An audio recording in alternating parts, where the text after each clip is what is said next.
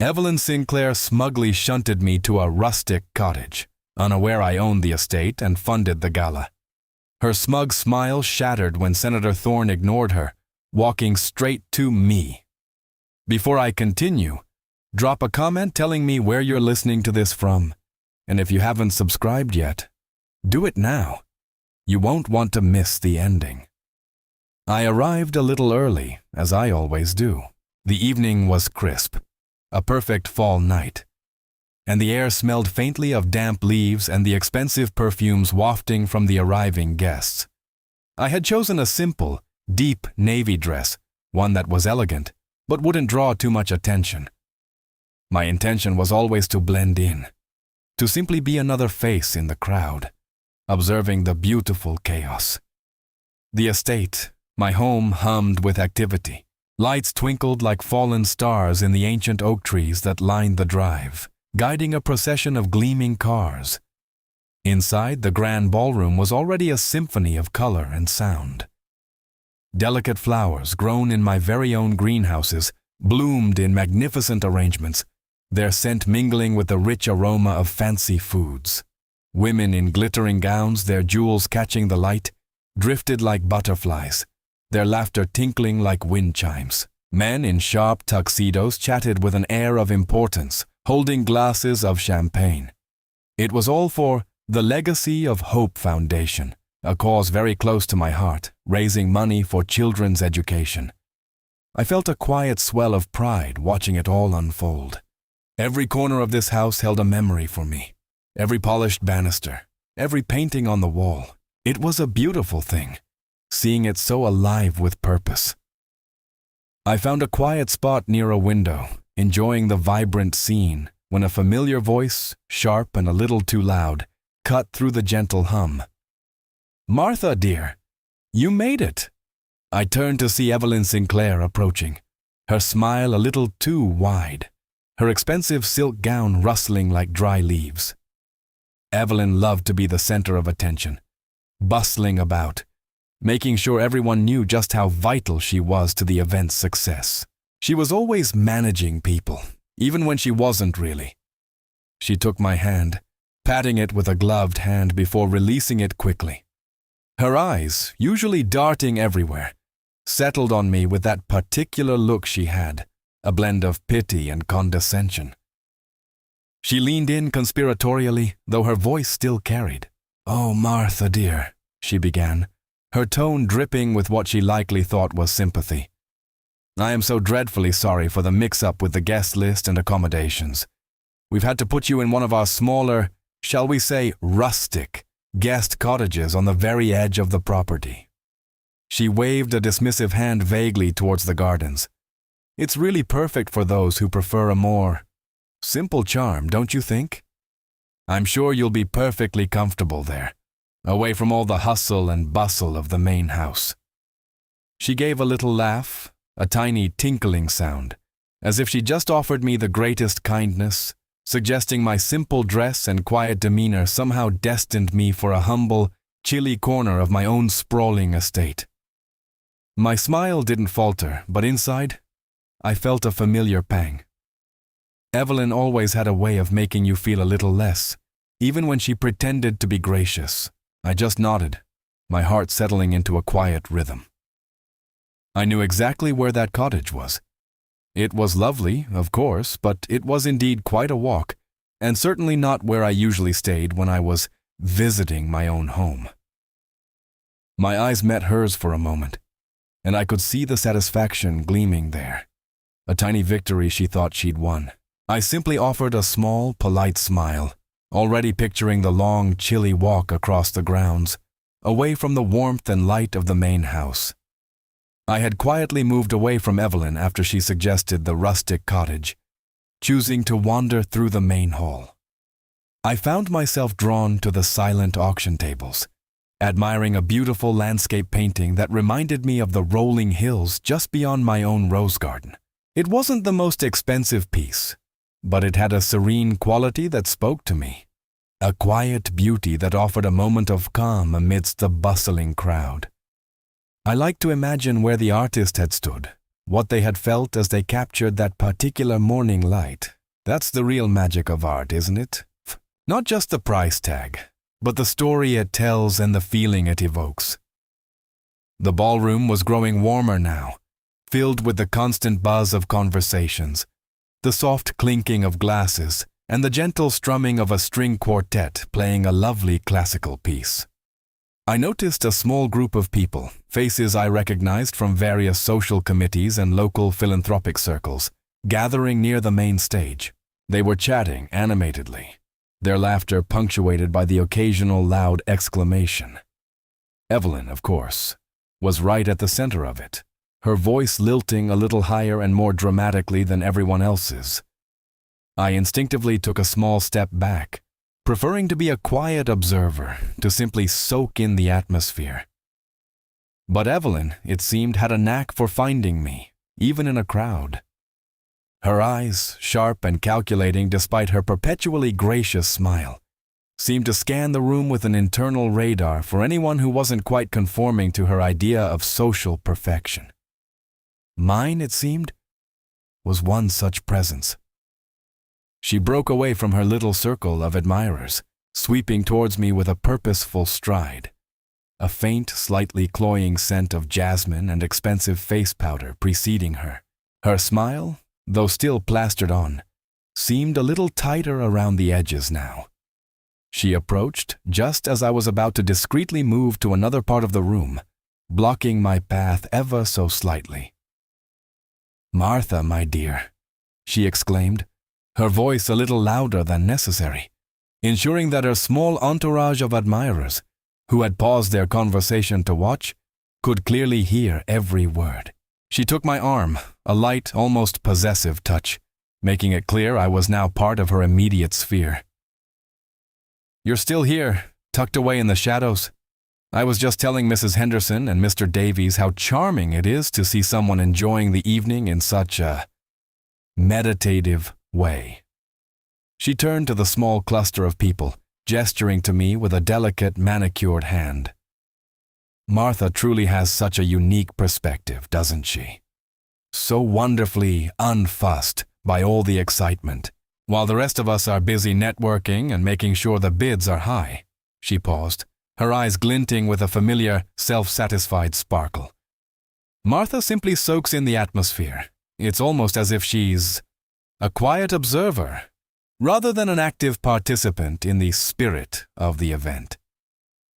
Her words hung in the air, not an outright insult about my navy dress, but a pointed remark about my presence, about my class, about my very way of being. She was implying that I wasn't doing my part in the way an important person should, that my quiet demeanor was a form of detachment, perhaps even a lack of understanding of how these grand events truly worked for important people like her. The quiet observer line was meant to suggest I was an outsider, someone who didn't quite belong in the thick of things, especially compared to her, the grand, active participant of the evening. A few polite, somewhat awkward smiles were exchanged among the small group. They weren't rude, but you could tell they understood Evelyn's underlying message perfectly. There was a brief, almost uncomfortable silence, broken only by the distant murmur of the string quartet. It was a moment designed to make me feel small, to make me realize my place, just like the suggestion of the rustic cottage earlier. Evelyn's smile widened, a triumphant, self-satisfied curve of her lips. She had drawn attention to me, gently but firmly put me in my place, and now she waited for my reaction. I met her gaze, a small, calm smile on my own face.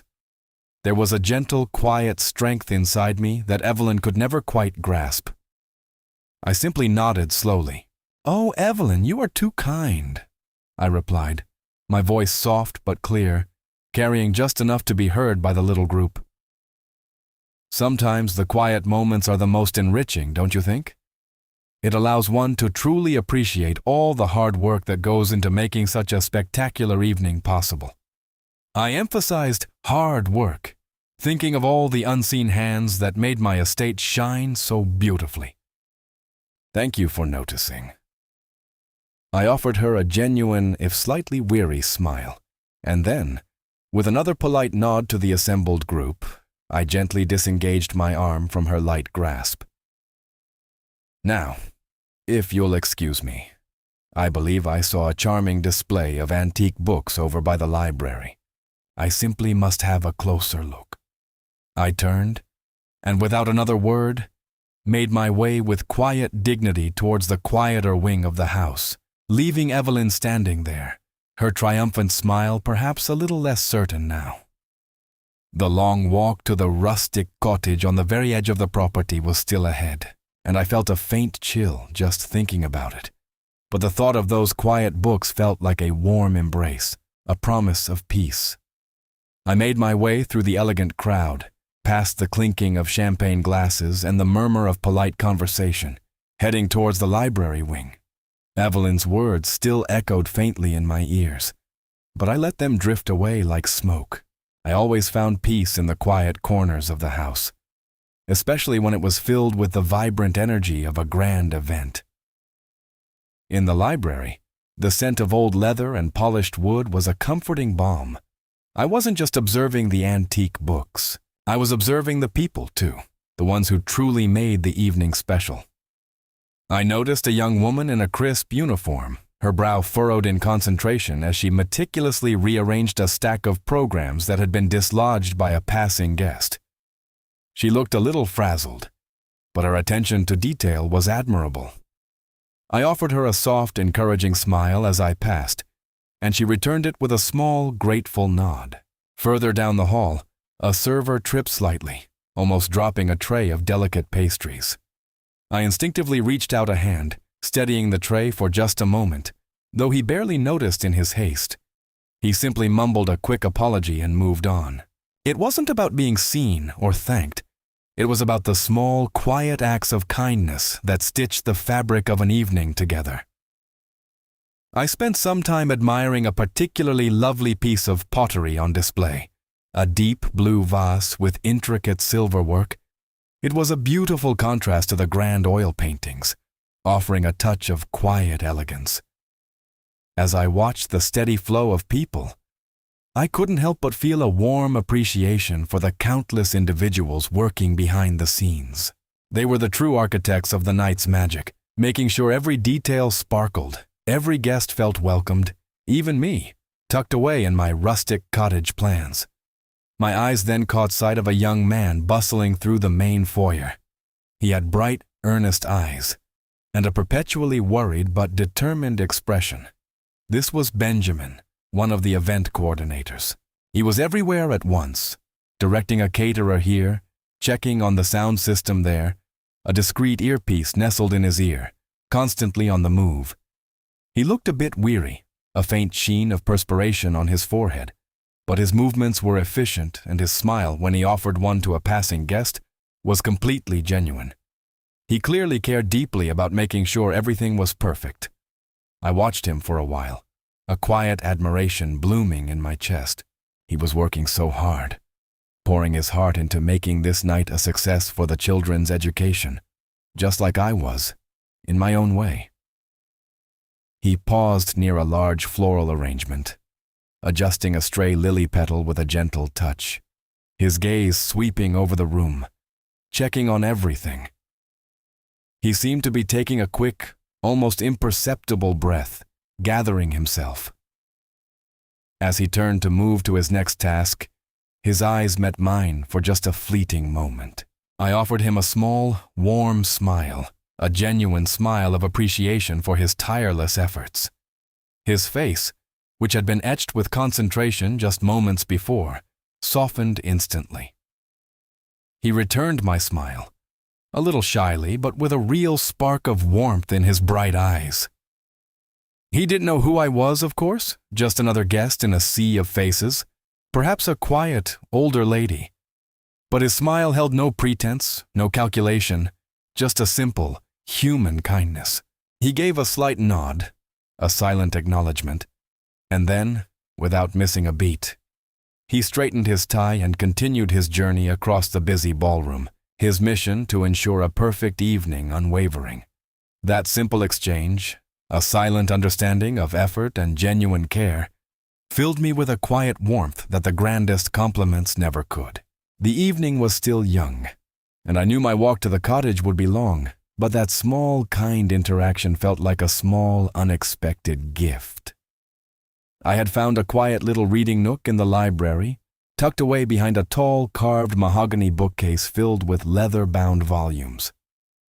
The soft light from a nearby lamp cast a warm glow on the pages of an old book I was pretending to read.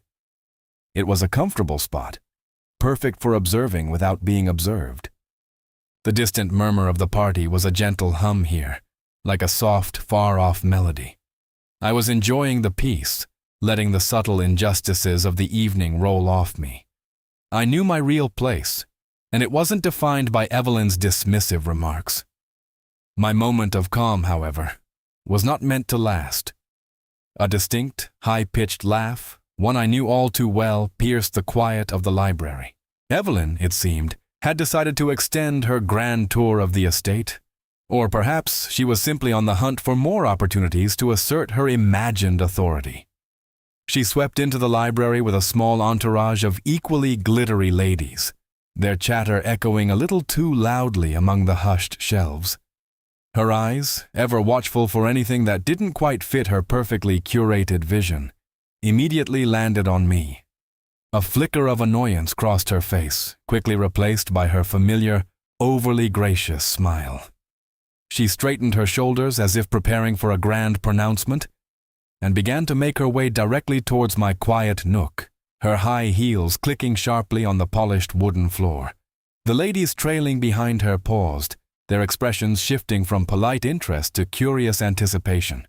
They knew Evelyn, and they knew when she was about to make a point. "Martha, my dear." "Still here, I see," she exclaimed, her voice just a shade too loud for a library, but perfectly pitched to draw attention from her audience. She paused right in front of me, her silk gown rustling dramatically. "I thought you'd be settled into your lovely little cottage by now. It is getting rather late, and it's quite a stroll to the edge of the property, isn't it?" Her words, though seemingly sweet, carried a sharp edge, a clear command for me to be gone. I closed my book gently, placing it on the small table beside me. "Oh, I was just enjoying a moment of quiet reflection, Evelyn," I replied calmly, meeting her gaze. "This library is simply enchanting, don't you think? Such a treasure." Evelyn's smile tightened. She clearly didn't appreciate my tranquil demeanor. "Well, yes, it is rather magnificent," she conceded, glancing around dismissively. "But we do need to ensure certain areas are kept clear, especially later in the evening, for our more distinguished guests. Security, you understand?" She then gestured vaguely towards me, her eyes flitting to a uniformed security guard who had just entered the library, drawn by the sudden shift in atmosphere. "Officer," she called out, her voice taking on an even more authoritative tone, "could you please ensure that all our less involved guests are guided towards the main exits? We wouldn't want anyone to feel out of place, or to miss their carriages, of course." Her eyes, however, were fixed on me, a triumphant glint in their depths. She was making it clear, without saying the exact words, that I was the less involved guest she was referring to, the one who didn't quite belong. The security guard, a young man with a polite but firm expression, approached. He looked a little uncomfortable, but his duty was clear. "Ma'am," he said, addressing Evelyn. Then he turned to me, his voice respectful but neutral. "Excuse me, ma'am, but if you'll just follow me, I can direct you to the main exit." A ripple went through Evelyn's small group of ladies. They exchanged knowing glances, a mix of mild shock and thinly veiled amusement. Evelyn herself looked supremely satisfied, a small smirk playing on her lips. She had done it. She had publicly dismissed me, not just to a cottage, but out of the house entirely, using her perceived authority to enforce her will. I rose slowly, my movements unhurried, my dignity unwavering. I picked up my small clutch bag, my posture straight. I glanced at Evelyn, her triumphant expression almost comical, and then at the security guard, who was waiting patiently. Without a word, I turned and began to walk, letting the guard lead me away from the library, past Evelyn and her silent, watching audience, towards the grand, brightly lit foyer and the imposing front doors of the estate.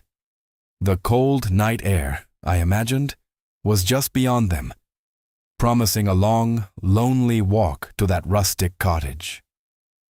My steps were steady, unwavering, but just as we reached the very threshold of the enormous oak doors, I stopped. I didn't turn around, but I felt deep down a quiet resolution bloom within me. This wasn't over. I stood there at the threshold of the enormous oak doors, the heavy wood cold beneath my fingertips. The security guard, looking a bit uncomfortable, waited patiently beside me, ready to guide me out into the chilly night. Behind us, I could practically feel Evelyn Sinclair's triumphant gaze, her little group of ladies surely whispering among themselves. My heart felt a little heavy, not for myself, but for the sheer audacity of it all, that someone could be so thoughtless in a place dedicated to such a good cause. Just as the guard was about to gently usher me forward, a sudden stir rippled through the grand foyer. It wasn't just a regular arrival. This was different. A hush fell, quickly followed by a buzz of excited murmurs like a ripple spreading through a pond. All heads turned towards the main entrance, beyond where I was standing, past the security guard. Then, through the towering archway, stepped Senator David Thorne. He was exactly as I remembered him, tall and distinguished, with a powerful presence that filled the room. His silver hair, perfectly coiffed, shone under the chandeliers, and his smile, when he offered it to the waiting crowd, was warm and genuine. He was wearing a perfectly tailored dark suit, looking every inch the esteemed guest of honor. The current chairman of the Legacy of Hope Foundation had arrived, and his presence alone commanded immediate respect. Evelyn, who had been radiating smug satisfaction just moments before, froze mid-smirk. Her jaw, I noticed, dropped ever so slightly. She had been so focused on my departure that she hadn't anticipated such a grand, immediate entrance. The security guard, sensing the shift in the room's energy, paused his gentle persuasion, looking a little lost.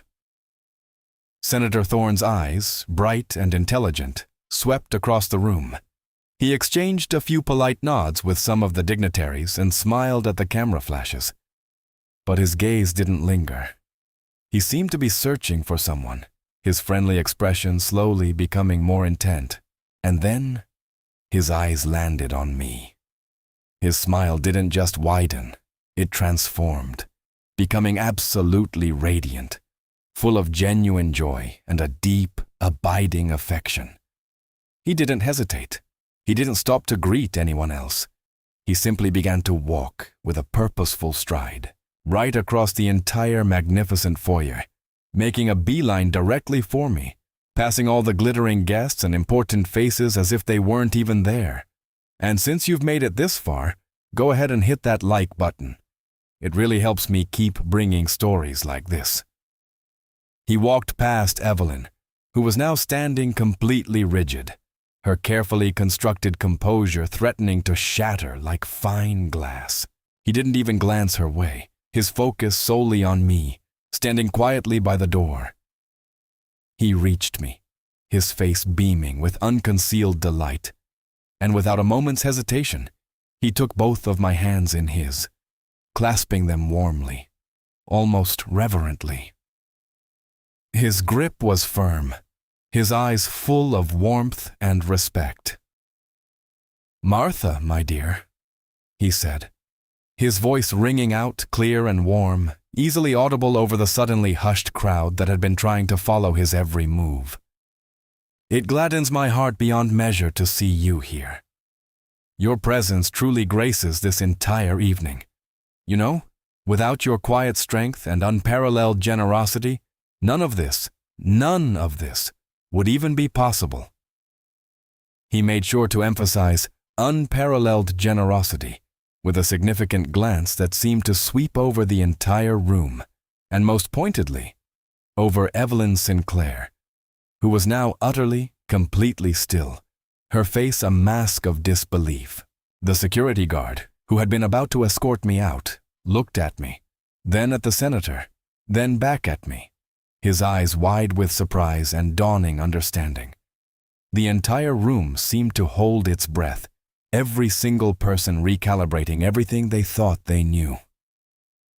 "Martha, my dear," Senator Thorne repeated, his voice still resonating with genuine warmth, his hands still clasped around mine.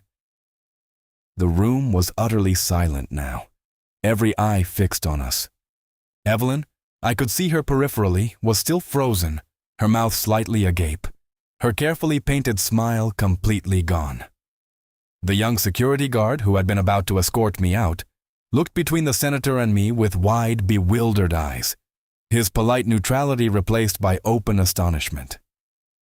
I offered David a gentle, knowing smile. He was always so dramatic, but his heart was pure gold. "David, it's wonderful to see you," I said softly, my voice carrying just enough to cut through the heavy silence. I squeezed his hands lightly. "You know how I prefer to stay out of the limelight." He chuckled, a rich, warm sound. "And that, my dear Martha, is precisely why you are so very special. Always putting the cause before yourself." He then turned, still holding my hands, and swept his gaze over the assembled guests, a friendly but firm expression on his face. "Ladies and gentlemen," he announced, his voice gaining the commanding tone of a seasoned politician addressing a crowd. "I believe there may be a slight misunderstanding. I must formally introduce you to Martha." His eyes paused on Evelyn for a fraction of a second, a flicker of something unreadable in their depths, before returning to me. "This magnificent estate," he continued, gesturing grandly around the opulent foyer, "which so graciously hosts our Legacy of Hope Foundation Gala each year, is in fact Martha's family home. It has been in her family for generations. And the Legacy of Hope Foundation itself, the very cause we all gather for tonight, well, it wouldn't exist without Martha's foundational, anonymous, and truly unparalleled generosity. She is not just a benefactor, she is the primary benefactor." A collective gasp rippled through the crowd. I felt a blush creep up my neck, as I always did when attention was drawn to me. But I met David's gaze with quiet resolve. This was for the best. Evelyn's face, I could finally see it clearly, was a kaleidoscope of emotions, shock, humiliation, disbelief, and a dawning, terrible realization. Her pale skin had flushed a blotchy red, and her eyes, usually so sharp and critical, darted wildly between David and me. She looked as though she'd been struck by lightning. I gently withdrew one hand from David's grasp and turned slightly to face the room, my smile calm and steady. "Oh, David, you really do make too much of it," I said, trying to diffuse the sudden tension with a light laugh. Though my heart was beating a little faster, I just enjoy seeing good things happen for the children. And this old house, well, it loves a good party now and then. I paused, then looked directly at Evelyn, my gaze soft but unwavering. "Evelyn, my dear," I said, my voice kind, almost apologetic. "I truly hope the mix-up with the guest list wasn't too much trouble for you. I confess, I often prefer the quiet charm of the rustic guest cottages myself. They do offer a lovely bit of peace away from all the excitement, don't they? And the walk is quite invigorating after a night of such delightful company." I let my gaze sweep over the faces of the guests, a warm, inclusive smile for everyone, before letting it return to Evelyn. "However," I continued, my voice still gentle, "tonight I believe I might stay in the main house. It has been a rather long day, and Senator Thorne has made a very compelling argument for me to be closer to all the action." I gave a small, almost imperceptible nod towards the security guard, who instantly understood, his eyes now full of deference, practically begged for forgiveness. He visibly sagged with relief at not having to do the unthinkable. Evelyn, however, was past speech. Her mouth opened and closed a few times, like a fish out of water, gasping for air that wouldn't come.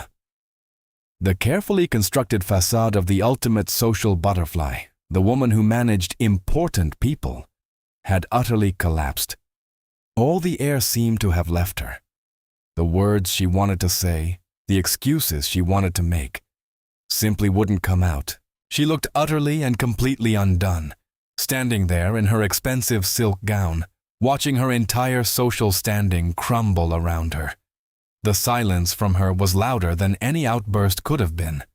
The silence after David's revelation had been thick, heavy with unspoken questions and dawning realizations.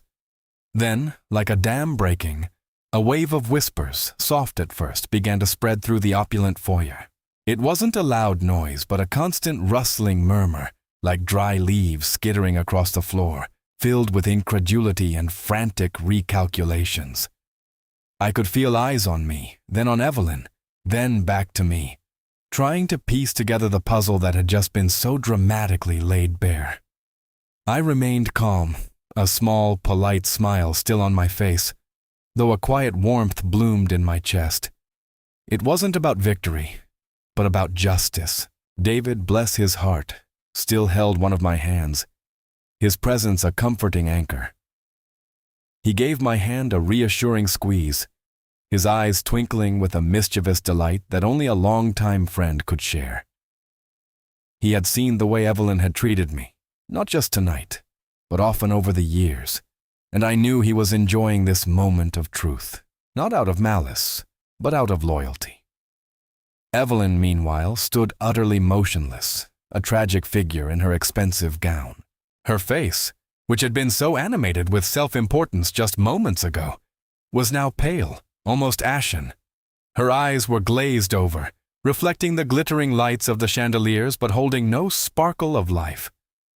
Her carefully coiffed hair seemed to droop slightly, her shoulders, usually so stiff with authority, slumping inward. The small group of ladies who had been her devoted audience earlier, the ones who had watched her dismiss me so confidently, now looked intensely uncomfortable.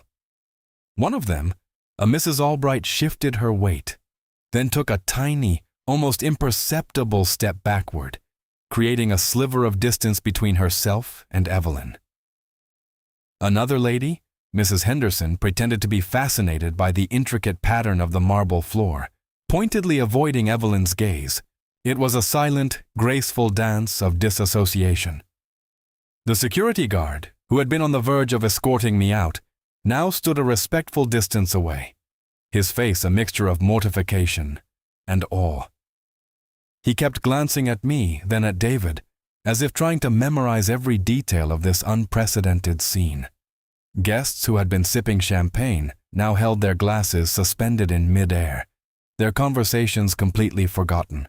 I saw a few people lean closer to their companions, whispering behind cupped hands, their eyes wide with revelation.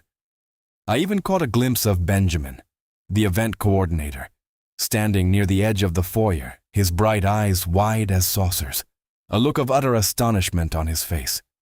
He quickly averted his gaze when he realized I'd seen him, a flush rising to his cheeks, as if he felt he had been caught eavesdropping, though it was hardly a private conversation. I gave him another small, gentle smile, letting him know it was quite all right. The whispers grew a little louder, coalescing into discernible fragments. Her estate? The primary benefactor? All this time. Evelyn said she was staying in a cottage. The name Evelyn floated through the air with a new, sharper edge, no longer whispered with deference, but with a hint of scandal and judgment. I watched as a few more people quietly, almost imperceptibly, moved away from Evelyn, forming a wider circle around her, a clear social cordon.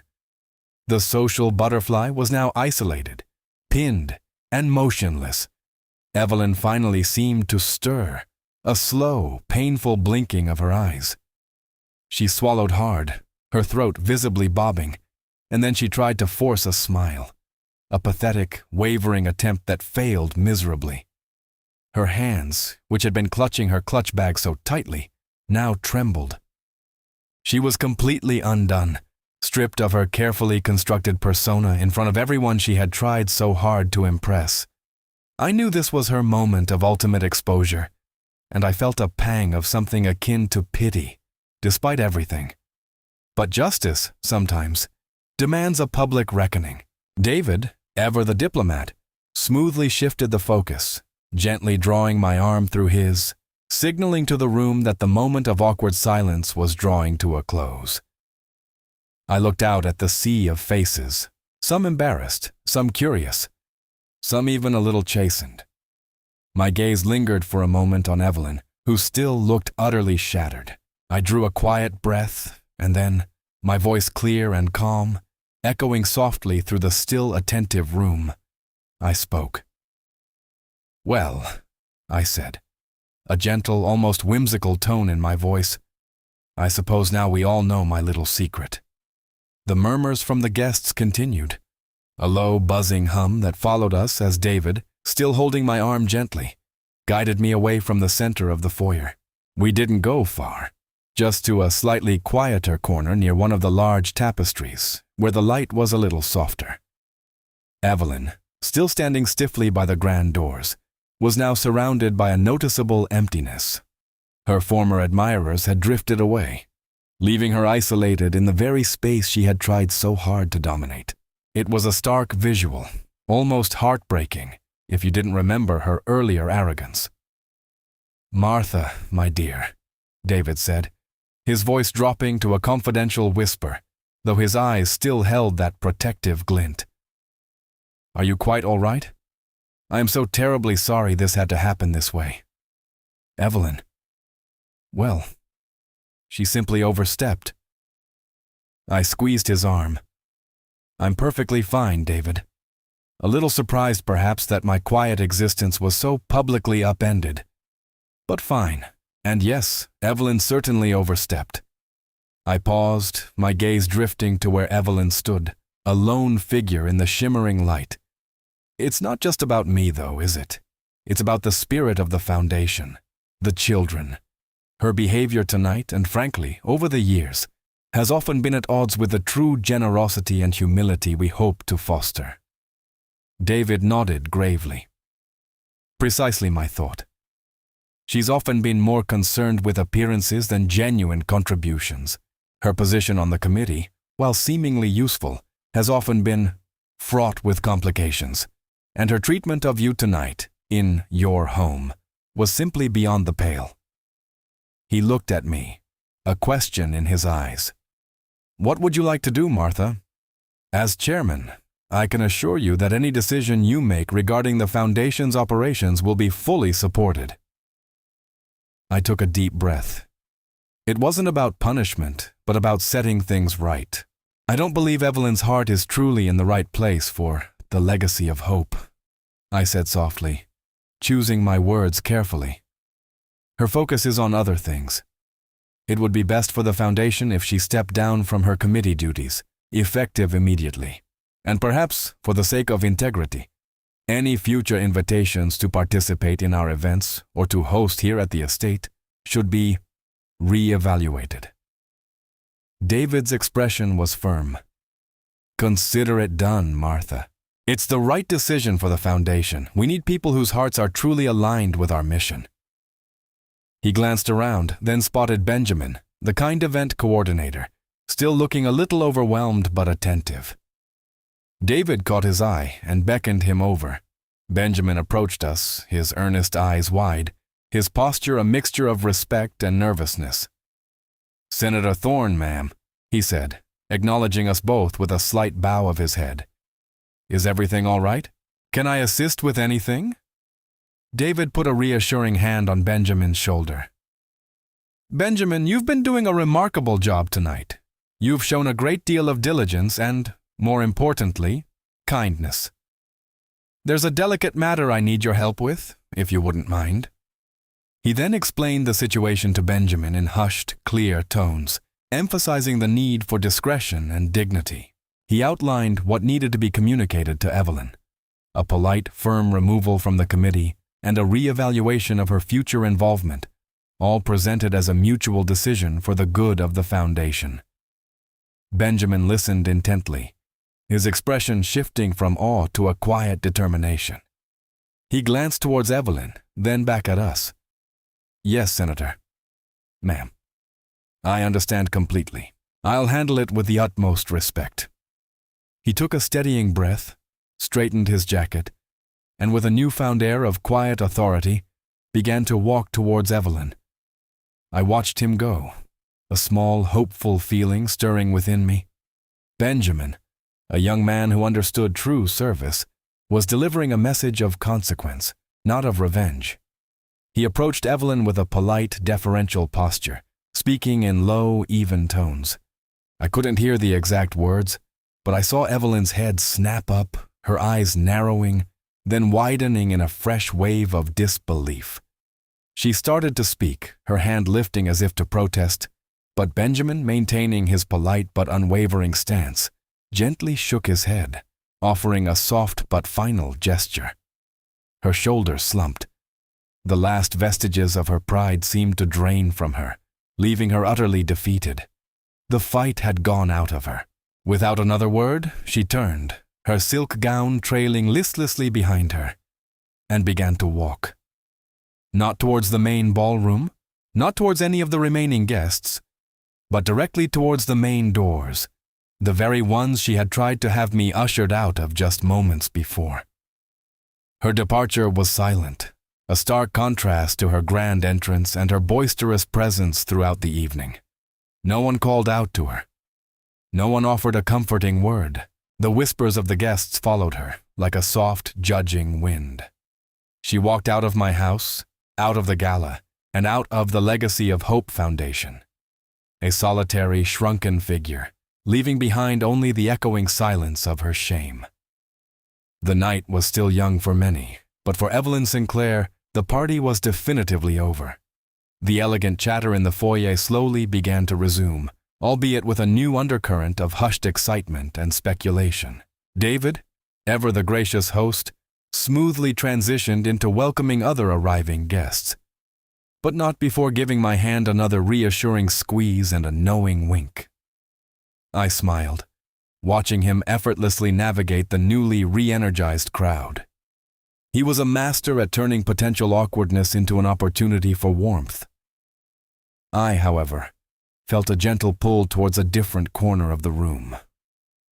My eyes found Benjamin. He was standing a little apart, near a beautiful arrangement of white lilies, his eyes still wide, taking in the full sweep of the room.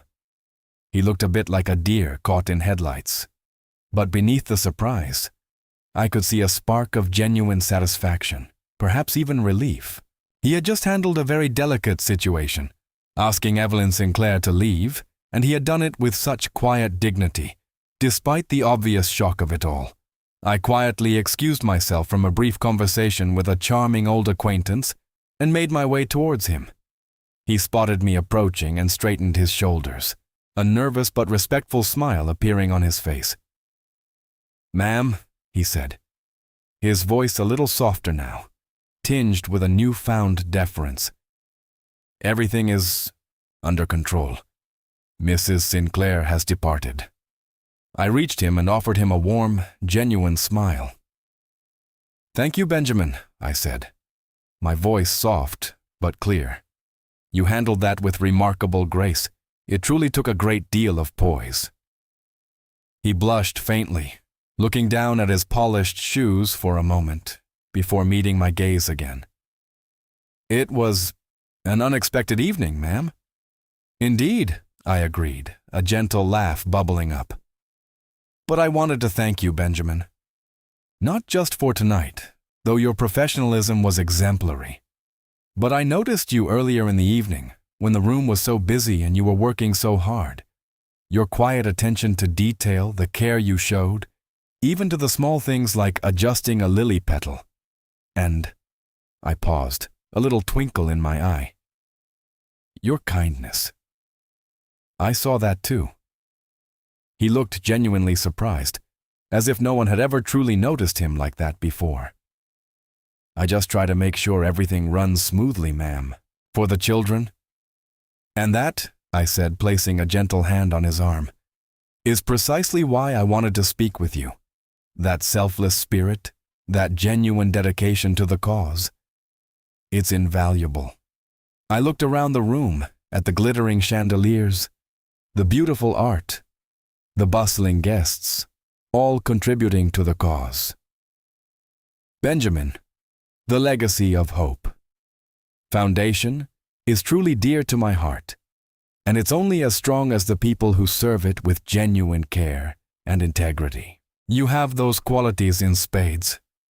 I leaned in just a little, my voice dropping to a confidential whisper, full of warmth and promise. "I believe there's a place for you, Benjamin. A much more significant place, right at the heart of the foundation. I've been looking for someone with your particular blend of quiet strength and honest dedication. Someone to help me guide our programs, to nurture new initiatives. Someone who truly understands what hope means for these children. It would be a full-time position, a leadership role, with all the resources you would need to truly make a difference. And of course, it would come with a substantial increase in responsibility, and naturally, remuneration. What do you say, Benjamin? Would you consider working directly with me, helping to shape the future of the legacy of hope?" Benjamin's eyes, already bright, widened even further. A slow, incredulous smile spread across his face, lighting it up with pure, unadulterated joy. He looked from me to the bustling room, then back to me, as if trying to grasp the reality of what I was offering. His quiet life, filled with discreetly fixing programs and adjusting lily petals, was about to be transformed. He didn't say a word, but the profound shift in his eyes, the almost trembling hope in his posture, spoke volumes. I knew, just by looking at him, that I had found the right person, and that his life from this moment on would never be quite the same. The conversation with Benjamin had filled my heart with a quiet joy that outshone any glittering diamond in the room. His face, still lit with that pure, hopeful astonishment, was a far more beautiful sight than Evelyn's earlier triumph.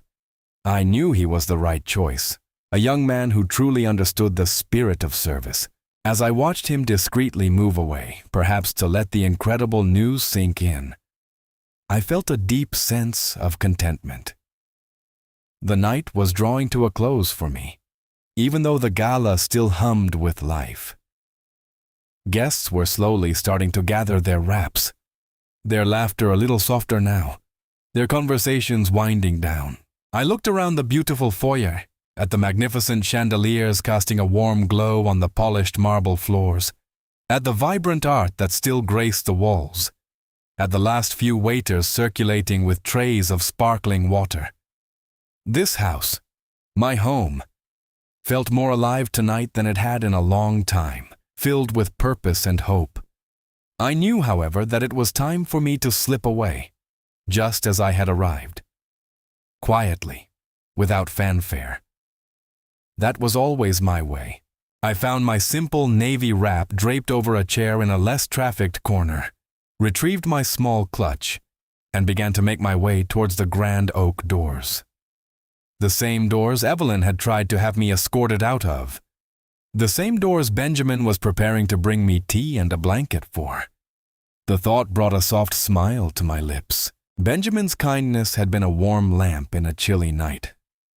As I walked, I passed by small groups of people, still animated, still talking about the evening's events.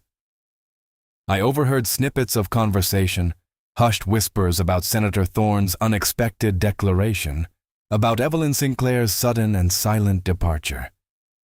Her name was mentioned with a noticeable lack of her usual deference, a quiet judgment replacing the admiration. It was clear her reign as the ultimate social arbiter had come to an abrupt and rather public end.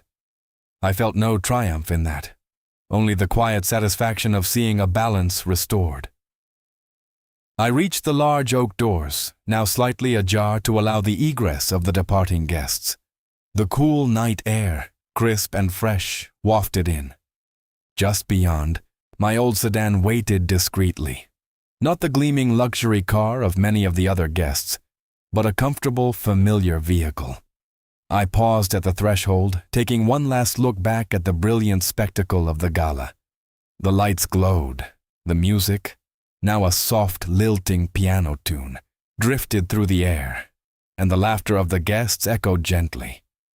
Every single spark of light, every note of music, every joyful sound was powered by the very secret I had held.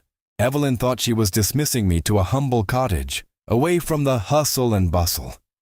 She never knew that the hustle and bustle, the lights, the music, the entire grand affair would cease to exist without my quiet, unseen support. I was the reason the lights were on, the reason the doors were open, the reason hope was being gathered for children's education. It had cost me a moment of dignity, a little pang of sorrow to be so casually dismissed in my own home. But it had also proven something invaluable. It proved that true kindness, like Benjamin's, shines brightest when it expects nothing in return. It proved that genuine generosity, though quiet, holds more power than any amount of bluster or pretense. And it proved that sometimes the most profound secrets hold the most enduring truths. The humble woman in the simple dress, quietly slipping out into the night, was the very heart and soul of the grand celebration, and they would never truly know. I stepped out into the cool night, pulling my wrap a little tighter.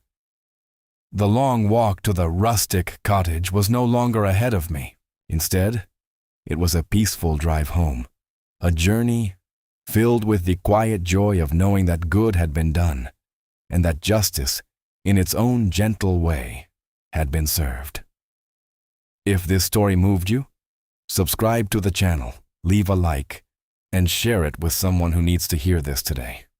Your support is what brings these stories to more people.